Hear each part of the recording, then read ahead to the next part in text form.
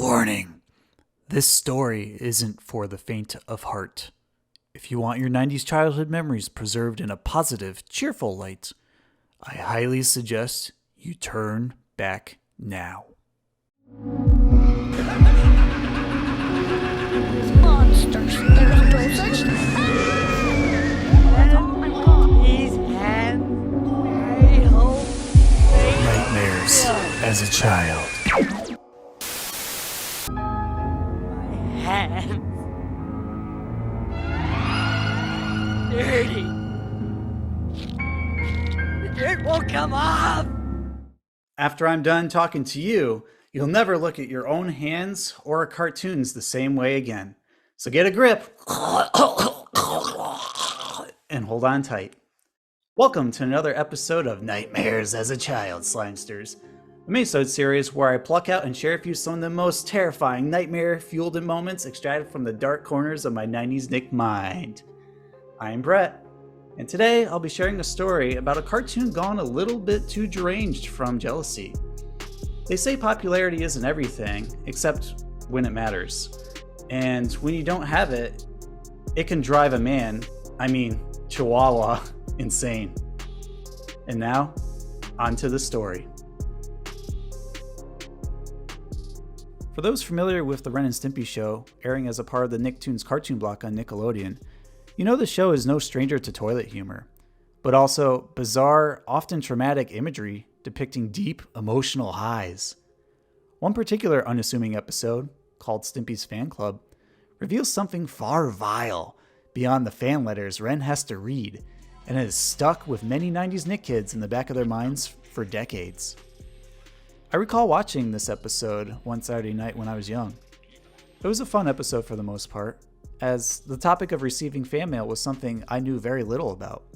And I also loved seeing Stimpy being showered with love by his fans. Sounds silly these days, but back then, it was commonplace to connect with creators and celebrities this way. I particularly found the letter, Every night, I wet the bed. I can't help it. funny, though secretly it resonated with me in a small way at the time. I was pretty young after all. Nothing seemed out of the ordinary until the middle of the episode. Things took a dark turn. I vividly remember Ren sitting on the end of his bed frame at night, looking concerned, troubled, maybe even disturbed. He was shaking, and so was I. We were alone in my bedroom that night, together while nobody else was awake. Echoing, sparse piano notes twinkled across the deep, demonic drone, pulsating from the TV.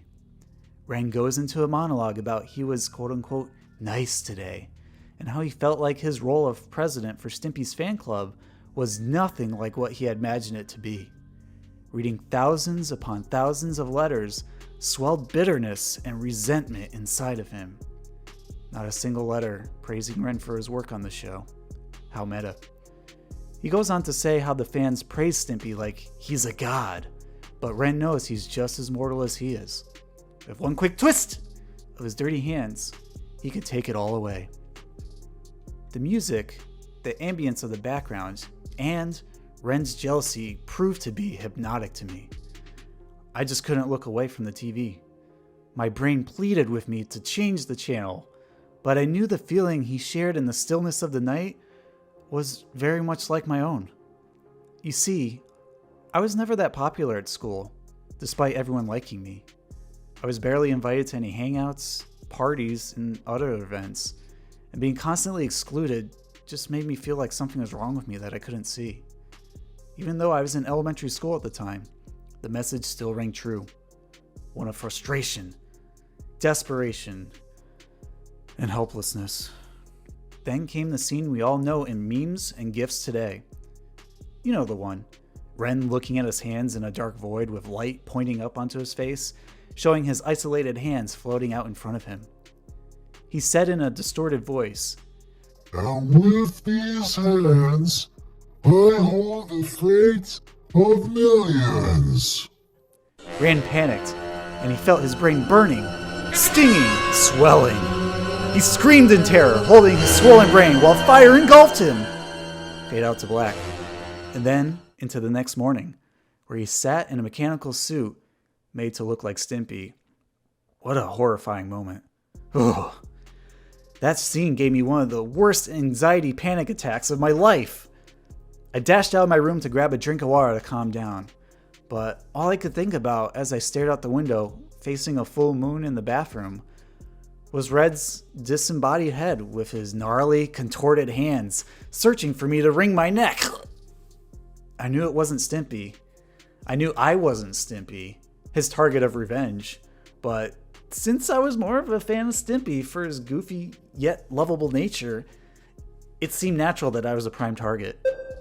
I might as well have been one of those imaginary fans fabricated for the script of the show, denying him any semblance of love. After some deep breaths, I finally lay myself to bed, hoping tomorrow would be better, calmer. Around 2:30 a.m., my TV suddenly turned on, emitting static snow. I had no idea how it powered up by itself.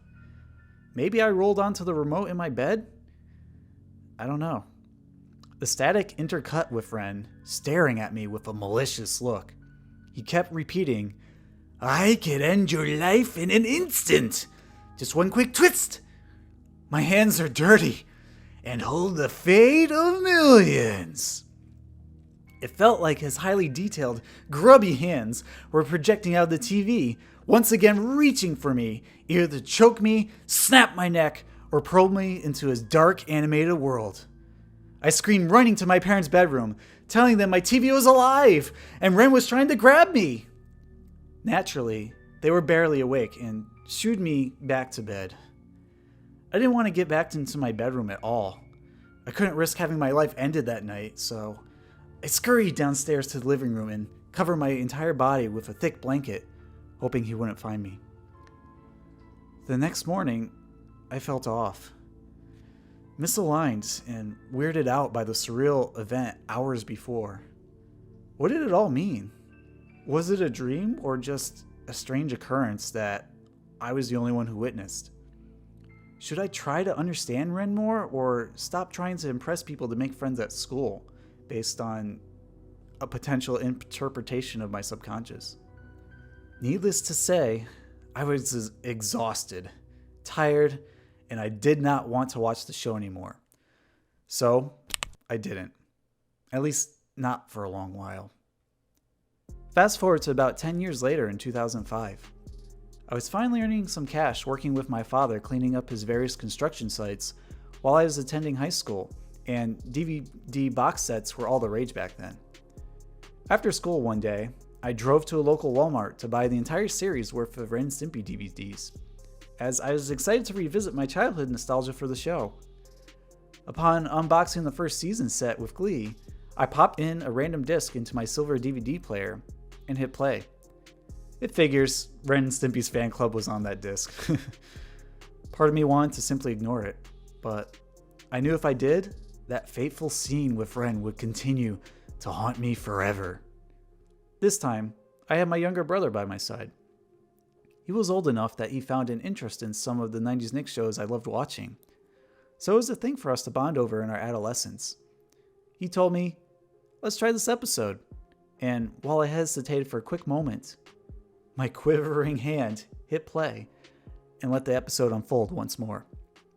Thankfully, this time around, we watched it during the day, so my room flooded by natural sunlight diminished that creepy scene effect on me.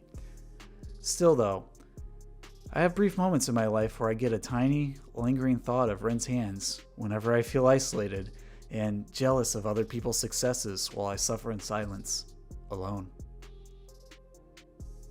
Perhaps it's best that I see the light in the situation and take Ren and Stimpy's fan club as a lesson for not letting jealousy overtake me.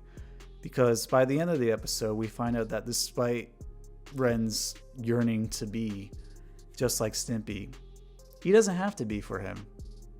You know, with none of the fans watching, Stimpy loves Ren for who he is, even if he does have a short temper and not as likable by the public. And it just goes to show you that the people who matter most in your life are always by your side, not necessarily the ones that see you through a screen. Oh man, that was a wild nightmare, Slimesters. I thought I would have had strangle marks left on my neck after those hands just kept trying to grab me and, end my life. Good thing I escaped, and luckily I had my brother beside me to help me get through it all. Alright, Slimesters, that's all the time we have for today.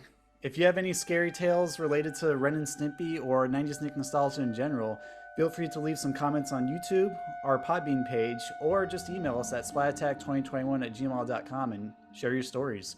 We may end up using them for a future Nightmares as a Child minisode or somewhere else on the series. Again, thank you for joining us for another Nightmares as a Child, Slimesters. Until next time, pleasant dreams. And remember, popularity isn't everything. Companionship is.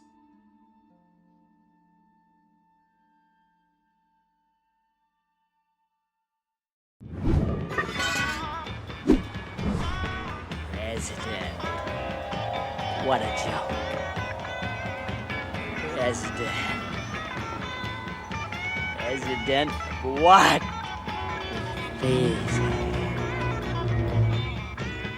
These dirty hands.